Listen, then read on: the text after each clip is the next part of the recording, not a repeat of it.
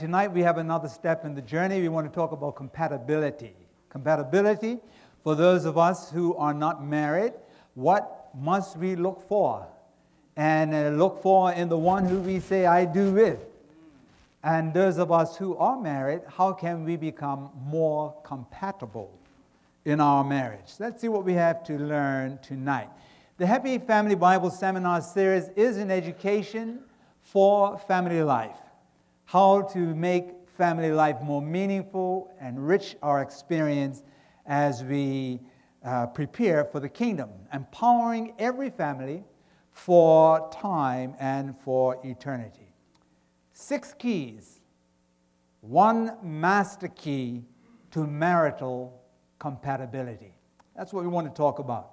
Sometimes marriages need surgery. Sometimes we need to go on the table and go under the knife. And at times it's necessary so that we can be healthy. Unfortunately, sometimes that surgery is fatal. And marriages too often end in divorce. The question is, how can we prevent divorce even before we say I do? And how can we prevent the divorce after we say I do? Well, one of the key reasons and causes for divorce is incompatibility. So we want to talk about it. Compatibility, incompatibility. Let's begin by affirming the fact that God intended that we be compatible in marriage. He actually created us with that possibility and with that potential. He says, it's not good for man to be alone. I will make for him a helper. Someone like him, someone who would actually complete him, that they might be one. It is not good for the man to be alone. I will make a helper suitable for him. That sounds like compatibility to me, not incompatibility. You know, many marriages end, and it's like a catchphrase for everything. They go to the court, and they come out, and it's over. Why? Incompatible. Incompatible. Everything that flies into the circle of unresolved issues becomes incompatibility. And you hear it so commonly, it's almost as if it's a justifiable reason to end your marriage. But really, God intended that marriages last forever. Okay, so our focus needs to begin before we say I do, but after we say I do, then we need to take care of the matter. We talked about surgery, and in the health terms, checkups, annual checkups, regular checkups can prevent surgery. Agree or disagree? Now, there are some conditions that even though you have a regular checkup, you still need to go under the knife. But many of the conditions can be prevented if we have regular checkups and we identify early where problems lie so that we can rectify the problem, save the marriage. That's what we are talking about tonight. Before marriage, check up for compatibility. All keys apply. Everything's working. Not a problem in your relationship, right? You go out on a date and you make sure you go and open the door. After you marry, you better open your own door. All of a sudden, the keys don't work anymore. But we want to identify tonight some things to help us to continue to build happy marriages even before we say I do. After marriage, enhance compatibility. Some keys apply. But let's make more keys work so that we can have happy marriages. Okay, let's talk about 6 keys and 1 master key. 6 keys and 1 master key to compatibility. The first one is age. Did you know that distance in age can create problems? And you might say, well, why should it? We love each other. And it's true, you know, you can love across large age brackets. But that's not going to change your state of existence. If you are a teenager, you can think like a teenager. And if you are a senior citizen, you can think like a senior citizen. No matter how much you love each other, the fact is you are at different poles in your relationship. And the very fact that age has distanced you raises the potential for conflict and unresolved issues simply because age has become an incompatibility. Okay? This is not to say that distance in age means that it will not work. It simply means that if it will work, you need to take into consideration some things you may not have had to consider had there been a greater compatibility of age. That's what it means. And if you have too many areas that are in potential of incompatibility, it makes it that much more difficult to make it work. And some people throw in the towel, throw up their hands, and say, it's not going to work, it's incompatible, we were not made for each other, therefore we might as well go our separate ways. Age. At different stages of life cycle, our needs are different. Big differences in age can result in the inability of one to satisfy the needs of the other. This would result in serious marital conflict. So before you say I do, consider age difference as a potential for significant challenge. And think about all those implications so that if you should choose to marry with a distance in age, you do it with your eyes open and your ears open and your life open, and you adjust according to your new reality. Because you can't change the age. You know that, don't you? And after you say, this is it, and for better or for worse. Some say for worse. Let's look at another key, education. Education can impact compatibility. Now, how is that? Big differences in levels of education can cause a couple to do a few things differently. Separate activities can generate different circles of friends. This can cause partners to drift apart from each other. Again, we're not saying these are ultimate. If the age and the education are distant, it can't work. That's not what we're saying. But it is a fact that these differences bring into play conflicts that might not have existed had the gap been narrow. Education is a potential for divide if the distance is too great. Key number 3, health. Health is a factor because if one person is sick, always sick, that means the other has to be a caregiver all of the time. And if you're ready and prepared to invest your time in caregiving, then fine. But if you are wanting to go up and about and you know you have a partner that has a continuing illness, then you really will find yourself separating and dividing. Again, before you say I do, think about your condition of health and get a health check, by the way. Find out what state of health you have, what state of health a potential spouse might have, so that you know what you're up against if you should choose to say I do. Now, after you get married, that's too late to change your mind. You know that, right? It doesn't matter what sickness comes along, you must adjust. Because you said for better or for worse. It's love that made you happy, right? So let's love in sickness and in health, in prosperity or adversity, right? And God wants us to do that.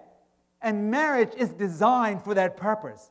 But when we are entering there, have your eyes open. And don't be afraid to get a health check. Know what you're getting into. You may discover that you cannot have children. And it will be better to learn that before rather than after. Because then you start blaming each other. And then that doesn't make for a good compatibility either. Okay, health is an issue. Health is a key. And the Bible said in 3 John 2, beloved, I pray that you may prosper in all things and be in health, just as your soul prospers. Check health status. Check health habits. Key. Culture is another key. Now, why would culture be a key to compatibility? In a multicultural world, culture is relevant to marital compatibility. What is culture? Culture is everything that makes a people who they are. Culture is religion. Culture is music. It's traditions. It's education. It's habits, the things you tend to do, the places you come from, the sum total of the impact of what develops a person in a community to who he or she is. We are a product of our environment. And that which makes us who we are may not be the same as that which makes a potential spouse who they are. Now, there are things that have a way of attracting us, like love. You know how love covers all. And we can meet people across culture and we just knew we were made for each other. Because nothing else matters, right? And God is so good. He loves us. And He recognizes that you were born there, and you were born there, and you came up there, and all of that shaped your mindset, your expectation, and what is good, and what is right, and what is proper, what is acceptable. And because in your mindset you just knew it that way, you come and find somebody else who knows it somewhere else. And all of a sudden, it's a problem.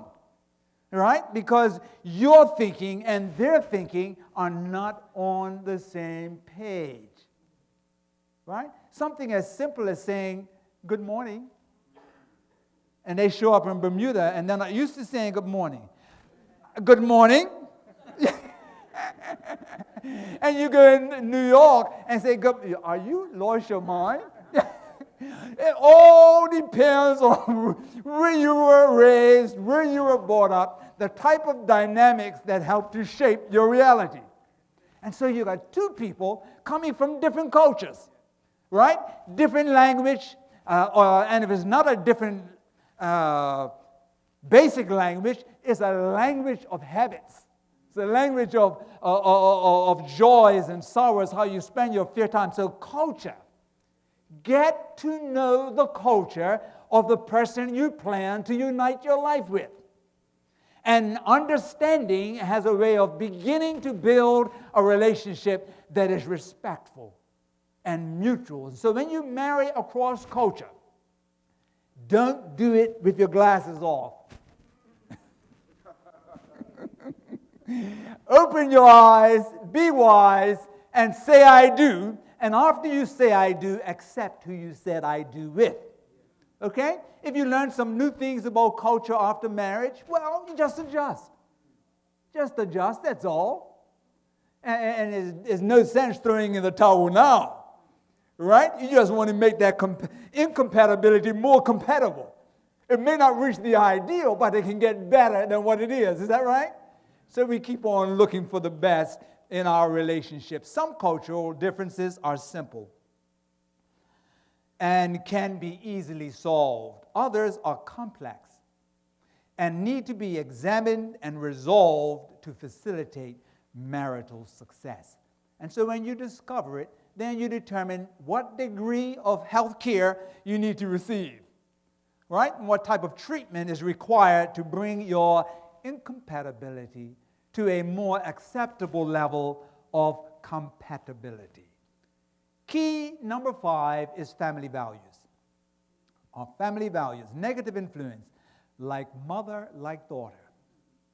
You are your mother's daughter, loathing husband and children, and you are the sister of your sisters, who loathe their husbands and children, Ezekiel 16, right? 44 and 45. So we are a product of that which has been nurtured through the mother carrying that child and bringing that child into the world. Okay? And so we can expect to have some influences that are positive, some that are negative. I call to remembrance the genuine faith that is in you, which dwelt first in your grandmother Lois and your mother Eunice, and I am persuaded is in you also. 2 Timothy 1:5. So there is a certain degree of realistic expectation that parents will transmit certain things to their children. And some good, and some things not so good. To a great extent, we are products of the values of our parents, for it is in the home that as children receive models, develop concepts, and unconsciously assimilate standards of behavior. What do we do now when we find some things about the package that we don't like? Well, someone needs to break the cycle. If there have been bad habits that have shaped you in negative ways and you come out with just some habits that are not good, don't say, well, this is me. Yeah, I know that's you. But you don't need to stay there. You can move on. You say, well, my mom and my dad, yes, don't blame them all the time. They may have contributed, but they're not you. You are you.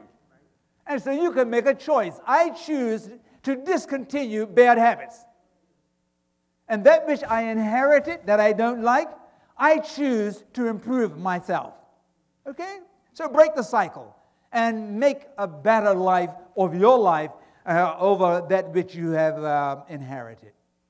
Manasseh was one of the most wicked kings in Israel, but he didn't begin by himself. Ammon, his son, followed his example. What happened when Josiah came along? Josiah, Ammon's son, became king at the age of 8 years old.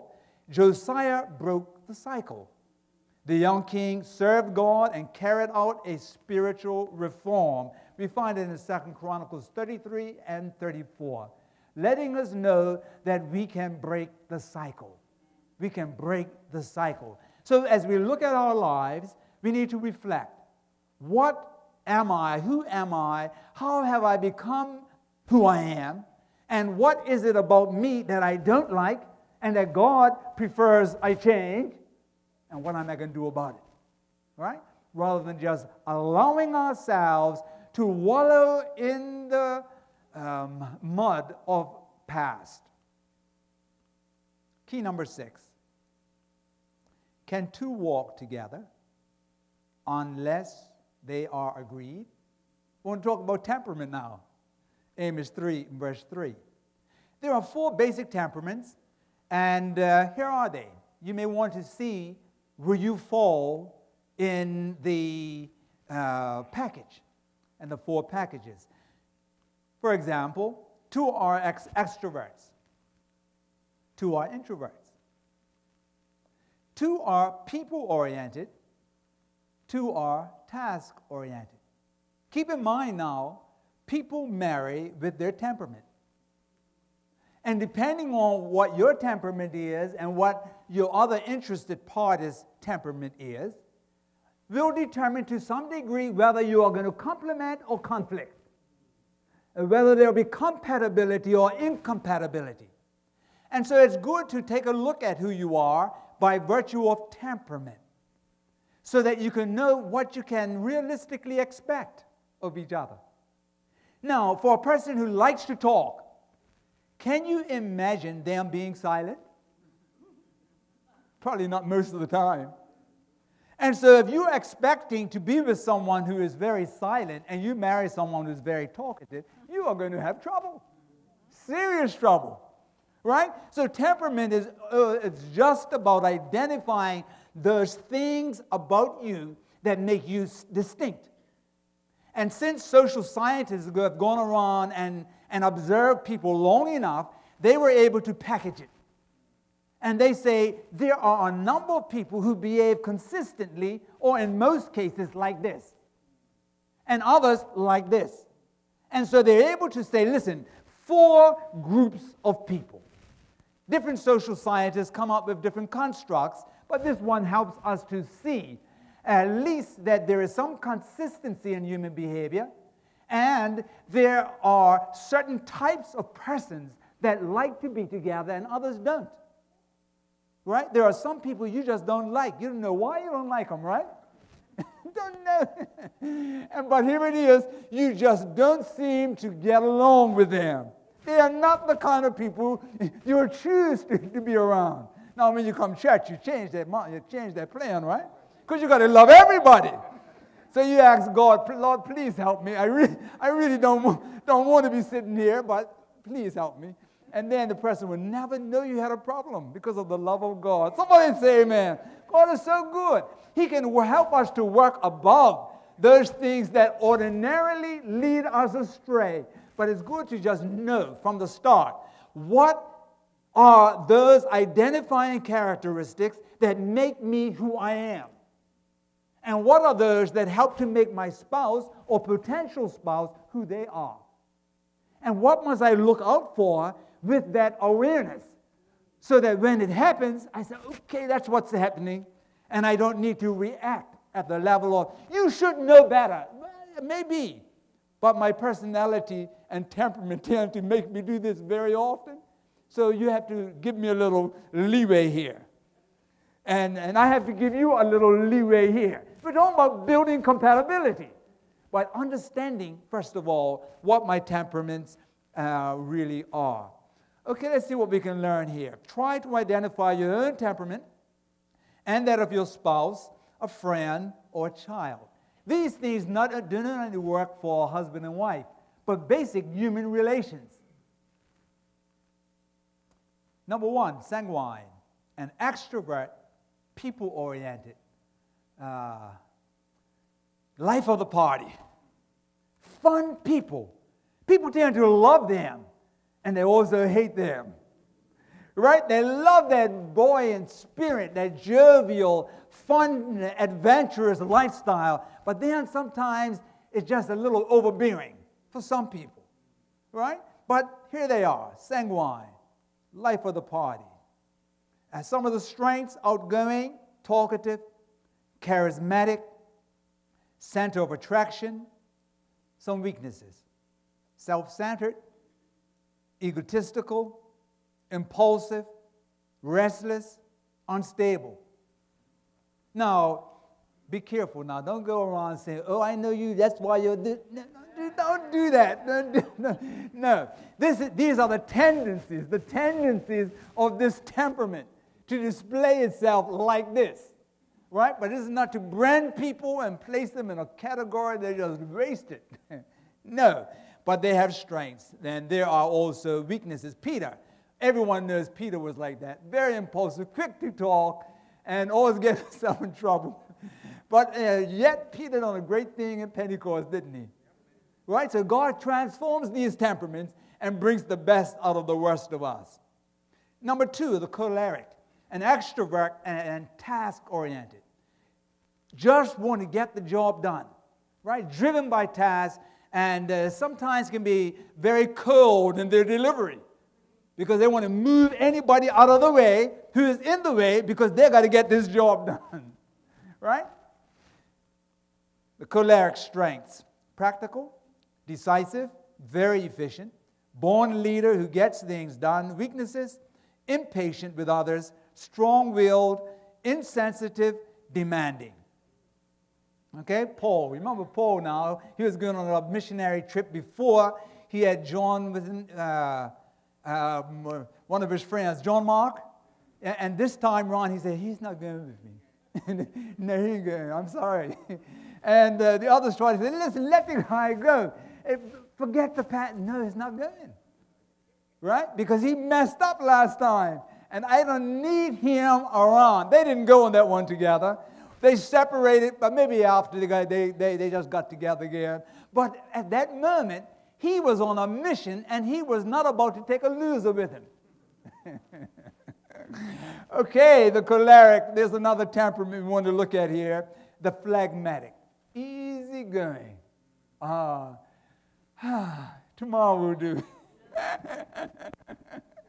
Phlegmatic, introvert, people-oriented, but has some strengths here. Easygoing, agreeable, very supportive, Pacifist, they like peace. Prefers to compromise some of the weaknesses. Tends to preserve the status quo. Tentative. No firm conclusions. Everything's tentative. Indecisive. Procrastinating. When will you do it? Send somebody up the wall because you just wouldn't get it done. Right? And so here you are. Abraham and Ruth are cited as examples in that category. And then there's the melancholy and introvert and task-oriented. The melancholy strengths, analytical, orderly, diligent, very detailed, has deep emotions, very creative. Some weaknesses, oversensitive, shy and moody, has guilt feelings. Among the very creative, producers, but then in moments of great depression can commit suicide and end it all. Say, how could they do it? They had everything going for themselves. Very, very high, very deep, and can go very low. Here is just an introduction to temperaments to say that everyone is not the same. And the person you link up with as a life partner, it will do you good to know a little more about their temperaments and about yours so that you know how to live together in peace. Person may have more than one temperament, but it's usually one that is stronger than the other. One may be a secondary one, but you learned and we live according to our learning. Sanguine influencer, the choleric, and the others are there. So if you're not yet married, realize that couples completely similar could experience boredom. Couples completely different could be in constant conflict. Couples more similar and less different could facilitate compatibility. Okay? Let that guide you if you're looking for a spouse. If you're married, don't discover temperament to determine whether you get divorced or not. No, but only how you can work on becoming more compatible in your marriage. I should accept if I've already married and respect my spouse's differences, give preference to my partner, allow my spouse's strengths to complement my weaknesses. If already married, Romans 12:10, be kindly affectionate to one another with brotherly love, in honor, giving preference one to another. Let's talk about the master key as we conclude. The master key is spiritual unity. And it doesn't matter how distant you are in your relationship on all the 6 levels we talked before. If you get connected with the master key, your marriage can survive. And it can have a health that is responsible and meaningful and satisfying. Because the best is yet to come when you put the master key in the keyhole. And that master key is our spiritual connection, spiritual life. It can make the world of difference before as well as after marriage. Deuteronomy 7:3-4, nor shall you make marriage with them. You shall not give your daughter to their son, nor take their daughter for your son, for they will turn your sons away from following me. That's incompatibility in marriage on spiritual lines. 2 Corinthians 6:14. Do not be unequally yoked together with who? Unbelievers. Spirituality in marriage is so important that if you are a spiritual person and you have chosen a spiritual lifestyle, it is very unwise to connect with someone who is not spiritually committed. You are asking for trouble. Can it work? Yes, it can work. And some find it works well because some adjustments are made. But more than not, people find it difficult, challenging, and some impossible to surmount. Spiritual Spiritually speaking, there are only two families, the family of Satan and the family of God. When both belong to the family of Satan, there is big trouble. Constant conflict. For example, Samson. You know what happened in Samson's life. He destroyed his life because of an unwise union with someone who did not share spiritual values. And it became his downfall. It ruined his life. When both belong to the family of God, we have a master key. And through Christ, we can find vitality. Before marriage, this key is vital. And after marriage, it is crucial. Spirituality in marriage. Two questions. Am I a part of the family of God? Is my partner a part of the family of God? The big question. How do I become part of the family of God? We know the story of Jacob. And he was a thief. He stole from his brother. He was a liar. He lied to his blind father. He was a runaway, separated forever from his loving mother. Lonely, disappointed, discouraged, he lay on the ground, went to sleep, and there he found a moment of transition. Good news. God did not forsake Jacob. His message was, I still love you. But the next morning, Jacob continued to harem. He spent 5 years, 10 years, 15, 20 years. He married, got a family, got wealthy, but he experienced no change spiritually. He still had a problem. Then one day, Jacob got bad news. Esau was coming with 400 men to kill him. Seek revenge. He was terrified. What was Jacob's decision? Before I face Esau, I must get right with God when? Tonight. He realized now, I can't face that battle without God. And what did he do? That decision that he made, we need to make. And we need to do it now, tonight. I need to be part of the family of God tonight. Alone, Jacob left his wives, he left his children, left his cattle. He wanted to meet his God. He knelt in the earnest prayer. Jacob was left alone. A man wrestled with him all night to the breaking of day. I have seen God, he said, face to face. Genesis 32, 24, and 30. So it was at midnight. Suddenly a hand grabbed him. Was it Esau? No, it wasn't. Hour after hour they wrestled. Then the man touched his thigh. He became paralyzed. It was Jesus. He had wrestled with God, and he was about to experience a change in his life, face to face with Jacob. Listen to the conversation. Jesus, let me go, for the day breaks. Jacob, I will not let you go. Jacob, I will not let you go unless you bless me. Genesis 22. Jesus, what is your name? Jacob, Jacob, deceiver. Jesus, your name shall no longer be Jacob.